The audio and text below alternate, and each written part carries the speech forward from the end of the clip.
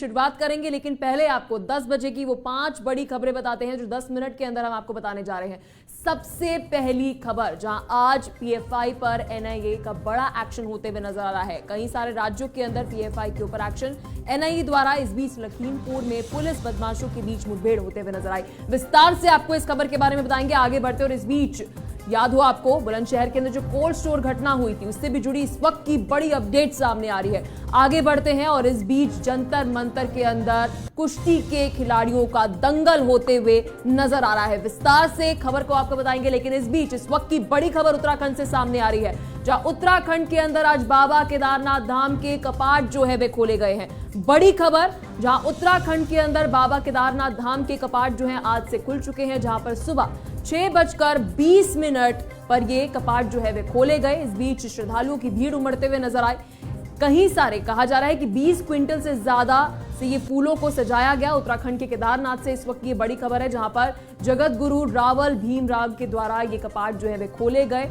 पिछले अगर 72 घंटों की बात करें, लगातार बर्फबारी होते हुए नजर आ रही है उत्तराखंड के अंदर, जहां पर दर्शन के लिए श्रद्धालु जो है वे उमड़े। कहा जा रहा है कि 7 से 10 हजार तक श्रद्धालु जो है वे उमड़े। 30 अप्रैल के लिए चारधाम यात्रा की अगर हम बात करें, केदारनाथ धाम के अंदर अभी रजिस्ट्रेशन फिलहाल के लिए रोक दी गई है, क्योंकि लगातार पिछले 72 घंटों से भारी बर्फबारी होते हुए नजर आ रही है। कई सारे क्षेत्रों के अंदर आपको बता दें कि बारिश भी हो रही है। इस बीच ढोल नगाड़ों के साथ आप तस्वीरों के अंदर देख सकते हैं भव्य स्वागत होते हुए नजर आया। सीएम पुष्कर सिंह धामी भी यहां पर मौजूद थे।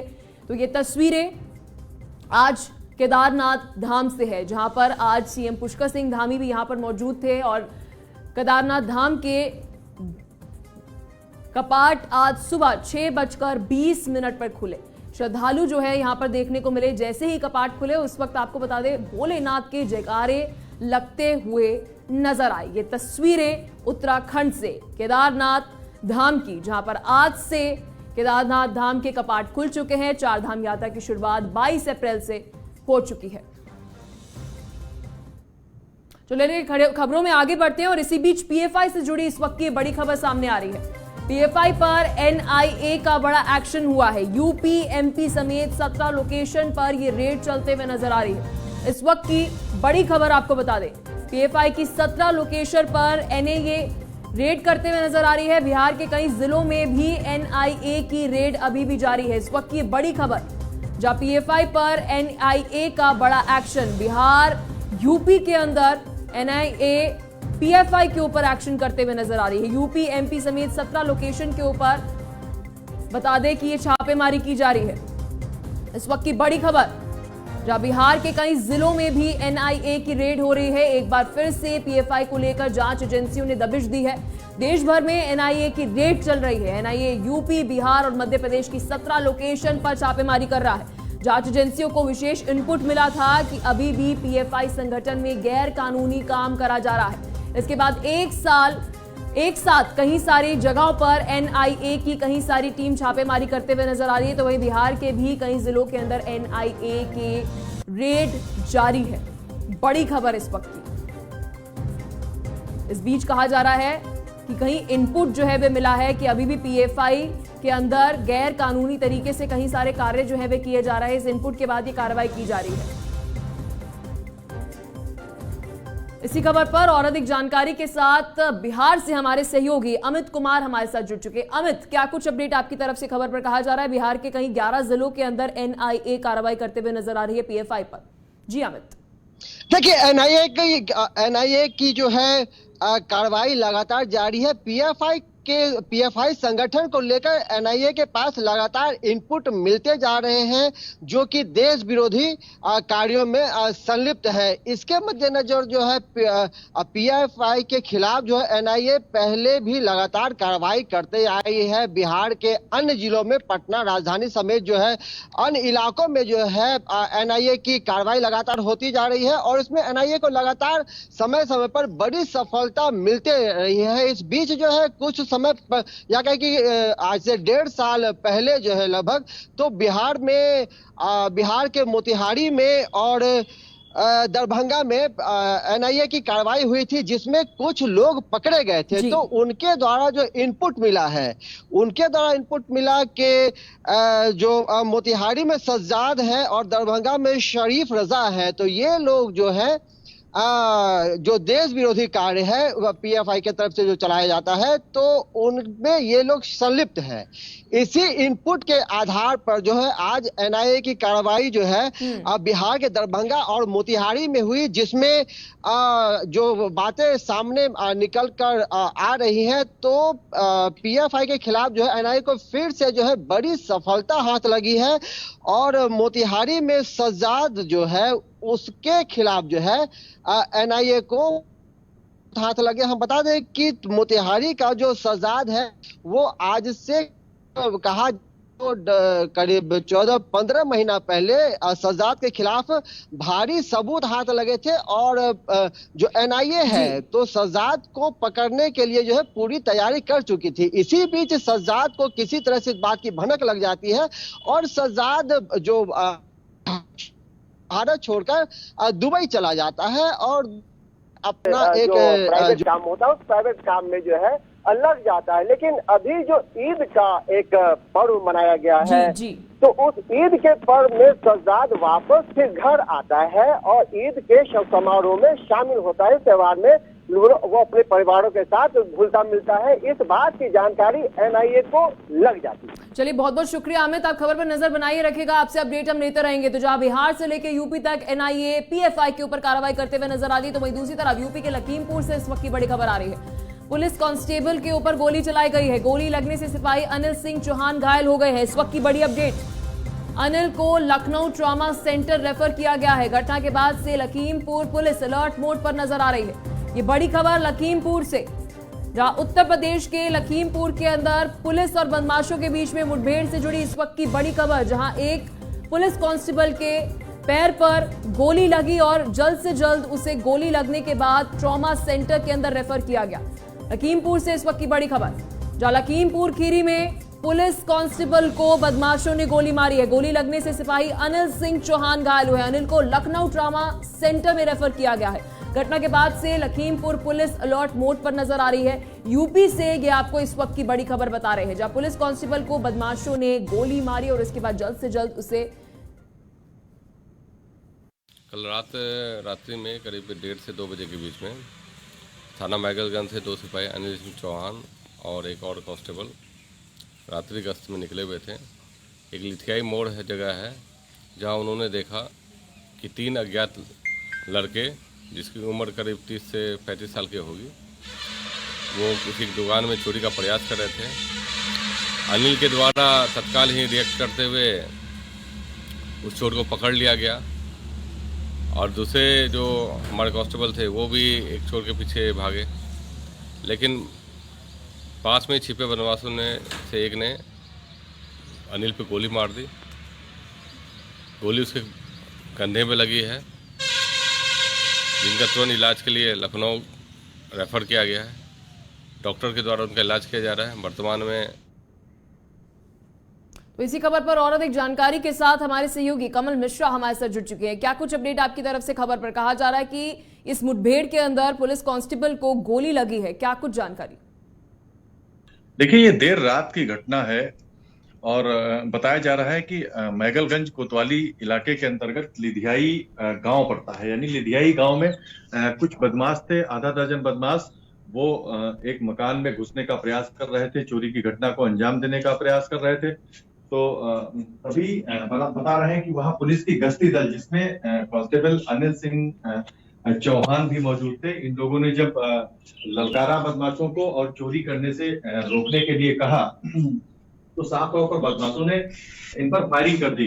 पुलिस का जो गश्ती दल था उसमें दीवान अनिल सिंह के बाएं कंधे, और कहा यह भी जा रहा है पुलिस अधिकारियों की तरफ से कि जो दीवान अनिल सिंह है, जो दीवान अनिल सिंह है, उन्होंने एक बदमाश को दबोच लिया था। लेकिन तब तक उसके दूसरे साथी ने दीवान अनिल सिंह पर फायरिंग कर दी, जिसमें वो गंभीर रूप से घायल हो गया। पहले दीवान को सीतापुर डिस्ट्रिक्ट हॉस्पिटल ले जाया गया, उसके बाद से उन्हें ट्रॉमा सेंटर रेफर कर दिया गया।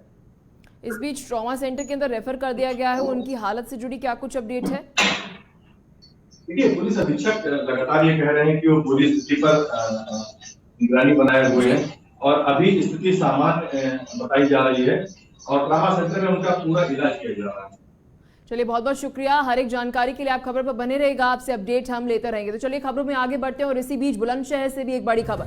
जहां कोल्ड स्टोर में दबे मजदूरों के शवों को एनडीआरएफ ने निकाल लिया है। करीब 55 घंटों की मशक्कत के बाद बेसमेंट के 4 पिलर जो है वे निकाले गए और इस बीच टीम शवों तक पहुंची और मजदूरों के शव 11 मीटर नीचे मलबे के अंदर दबे हुए थे।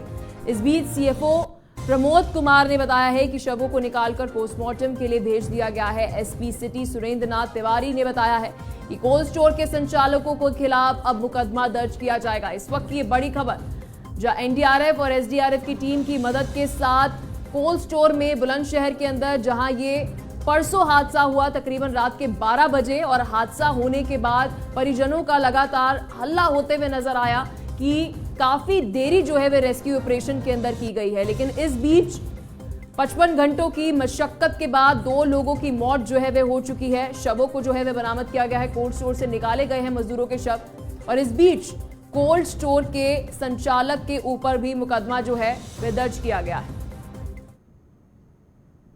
तो चलिए खबरों में आगे बढ़ते हैं और इसी भी जंतर मंतर से भी इस वक्त की बड़ी खबर, जंतर मंतर पर खिलाड़ी प्रदर्शन करते हुए नजर आ रहे हैं। जंतर मंतर पर कुश्ती के खिलाड़ी फिर से प्रदर्शन कर रहे हैं और इस वक्त की बड़ी खबर है क्योंकि सेक्सुअल हरासमेंट को लेकर यह प्रदर्शन जारी है, जहां पर लगातार निरंतर ये बात कहते हुए नजर आ रहे हैं ये खिलाड़ी कि पहले कहा गया कि एफआईआर दर्ज क्यों नहीं करी, अब एफआईआर दर्ज करने से परहेज क्यों। सेक्सुअल हरासमेंट को लेकर यह धरना प्रदर्शन किया जा रहा है। भारतीय कुश्ती संघ के अध्यक्ष, डब्ल्यूएफआई के अध्यक्ष, बीजेपी सांसद बृजभूषण शरण सिंह के खिलाफ मामला है और इस बीच पहलवान साक्षी मलिक ने कहा है कि हमने 2 दिन पहले सीपी पुलिस थाने में शिकायत दर्ज करने की कोशिश करी लेकिन कोई सुनवाई नहीं हुई। 7 लड़कियों ने एफआईआर की लेकिन एक लड़की इसमें से नाबालिग है, पॉस्को के अंदर आती है। 2.5 महीने हो गए हैं लेकिन आयोग की तरफ से कोई फैसला नहीं आया है। तो वहीं बजरंग पुनिया ने भी प्रदर्शन को लेकर बयान दिया है कि हमारा किसी भी पार्टी से कोई संबंध नहीं है और हमारे प्रदर्शन में सभी दलों का स्वागत है। 3 महीने से सबसे समय मांग रहे हैं, सभी ये कह रहे हैं, खेल मंत्री से लेकर मंत्रालय तक यही कहा जा रहा है कि समय दिए जाए लेकिन कोई सुनवाई नहीं हुई है। हम खत्म हो गए हैं इसलिए हमें धरना देना पड़ रहा है। इस बीच इन खिलाड़ियों द्वारा ये बात भी कही, इस बार हटेंगे नहीं जब तक कोई कार्रवाई नहीं होगी। ये बात सभी खिलाड़ियों द्वारा कही गई कि हम पीछे नहीं हटने वाले हैं।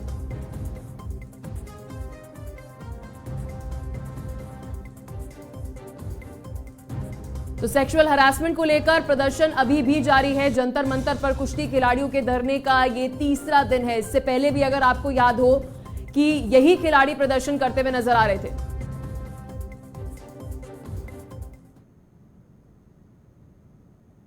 तो चलिए खबरों में आगे बढ़ते हैं और इस बीच आपको लेकर चलते हैं उत्तर प्रदेश के लखनऊ के अंदर, जहां पर CM Yogi Adityanath press conference करते हुए नजर आ रहे हैं। नगर निकाय के मैनिफेस्टो को लेकर क्या कुछ कह रहे हैं, चलिए आपको सुनाते हैं। पूर्व मुख्यमंत्री, महान स्वतंत्रता संग्राम सेनानी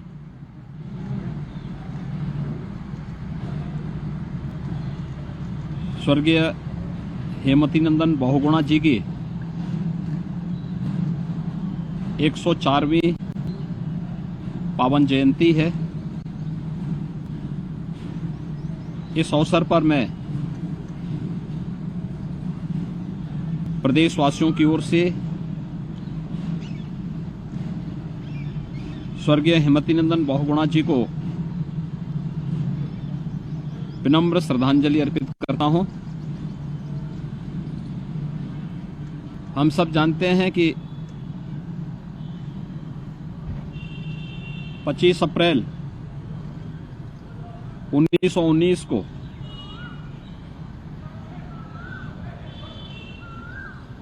स्वर्गीय हेमवती नंदन बहुगुणा जी का जन्म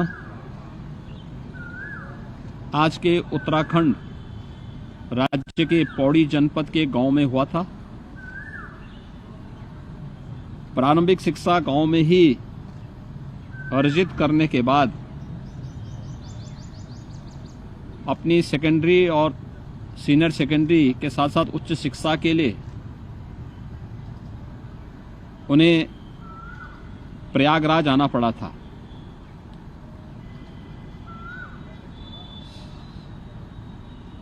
उच्च शिक्षा अर्जित करते समय ही देश की आज़ादी के आंदोलन में वे सक्रिय भागीदार बने।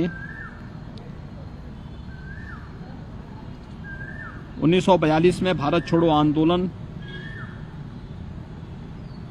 के दौरान और उसके उपरांत भी देश की आज़ादी के लिए हुए विभिन्न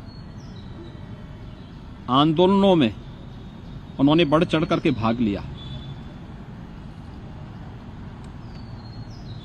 प्रयागराज या उत्तर प्रदेश के विकास के लिए उनका विजन बहुत स्पष्ट था। अनेक महत्वपूर्ण दायित्वों का निर्वहन करने का अवसर उन्हें स्वतंत्र भारत के अंदर प्राप्त हुआ।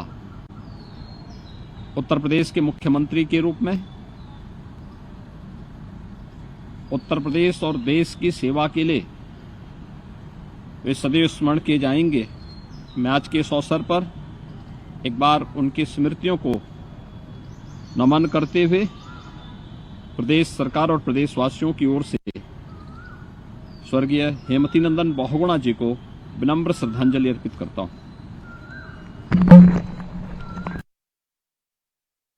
लखनऊ से ये लाइव तस्वीरें आप सभी की टीवी स्क्रीन के ऊपर। खबरों में और भी बहुत कुछ, लेकिन फिलहाल वक्त तो चला है एक छोटे से ब्रेक का। मिलते हैं आपसे ब्रेक के उस पार।